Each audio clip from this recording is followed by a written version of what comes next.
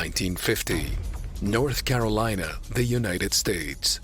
A photo of segregated water fountains was captured by Elliot Erwitt to document the era of racism.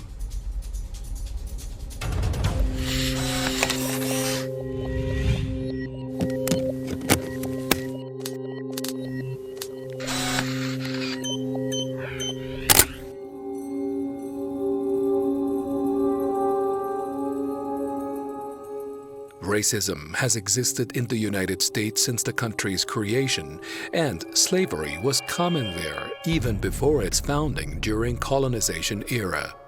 The main racist structures in the United States include slavery, racial segregation, and separation of schools.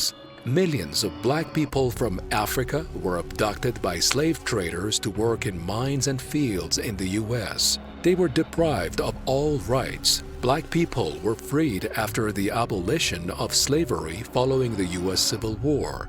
However, they were then imprisoned in a new fence.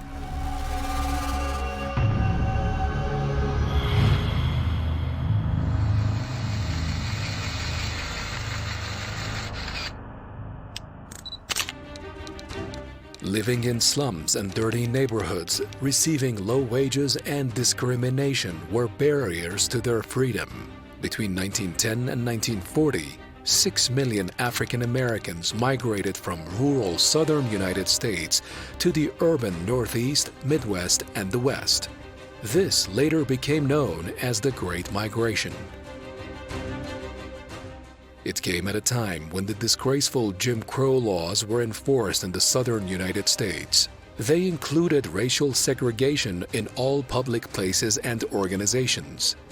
The separation of whites from all races created countless economic, educational, and social harms to Black Americans, effectively turning them into slaves.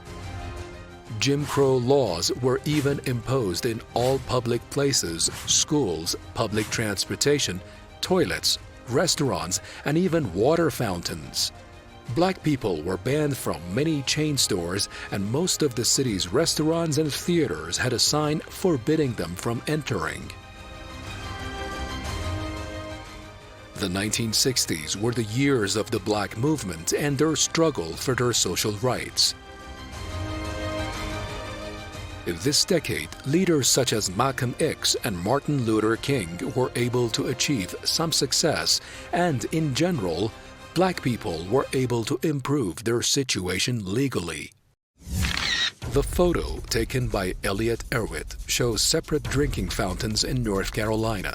To describe the photo, it should be said that the one on the left is for the white people and the one on the right is for the colored people living in the state, and they are separated by the writings on the top of the water fountains. At a glance, the depth of racism common in the American society of the 1950s can be seen, which makes the photo one of the most iconic 1950s images of racism.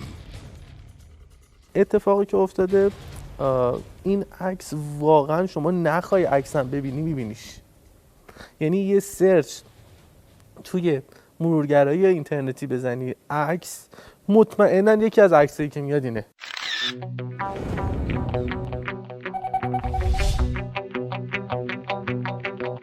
تمام حمل و نقل ها رو مجزا میکردن، یعنی تو اتوبوس سفیدپوستا باید جلو میشستن، دور تا ردیف خالی بوده عقب میگفتن حالا شما میخواین کارگری یا در حقیقت برده ها برن عقب بشینن.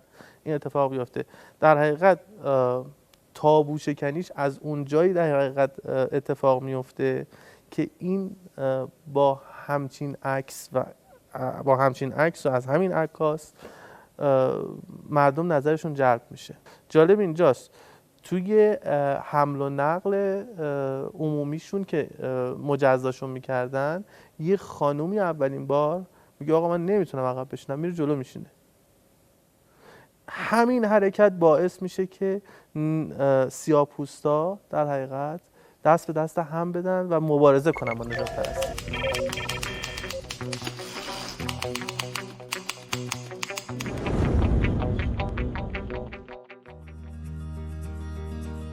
Elliot Erwitt was a French photographer born in 1928 to Russian parents in Paris. He spent the first 10 years of his life in Milan, Italy before returning to Paris. In 1939, he moved to the United States when his parents immigrated there, and in 1947 he became an American citizen.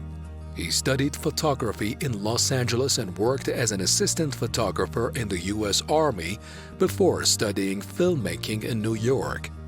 Erwitt was a freelance photographer for several magazines, including The Life and The Collier, and some of his photographs were showcased at Stike's grand exhibition called The Family of Man. Erwitt had a brilliant talent for capturing fascinating scenes, and his natural humor can be seen in most of his photographs. He has published a number of books, including a collection of photographs of dogs, as well as photographs taken on the beach. He says, "I don't start photography with a specific purpose. I take my pictures and then I look at them and see how they have turned out."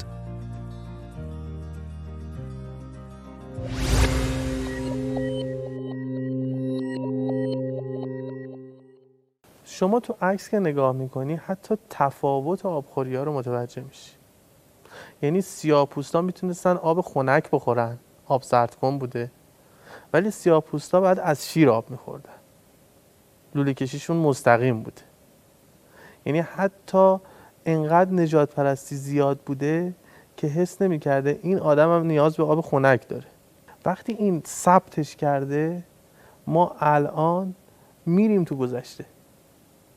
وقتی ترکیب بندیش رو رعایت کرده، عکس میشه عکس زیبا، چشم نواز میشه. وقتی چشم نواز شد توی ذهن میمونه.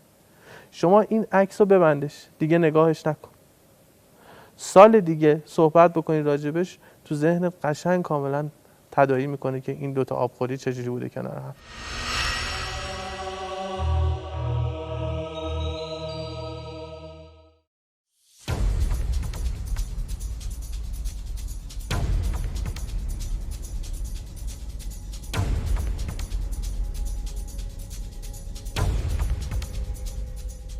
In the past centuries, especially in the 19th century, slavery was a key part of the U.S. capitalism, which was inseparable from the developments of modern industry and the overall growth of the U.S. economy. In the first half of the 19th century, slavery was central to the American economy.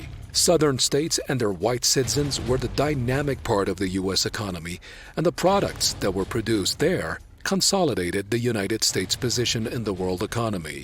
More than half of the country's exports in the first 6 decades of the 19th century consisted of raw cotton, all of which were produced by slaves. Merchants in New York, Boston, and elsewhere in the cotton and sugar industries oversaw the production process and accumulated enormous wealth.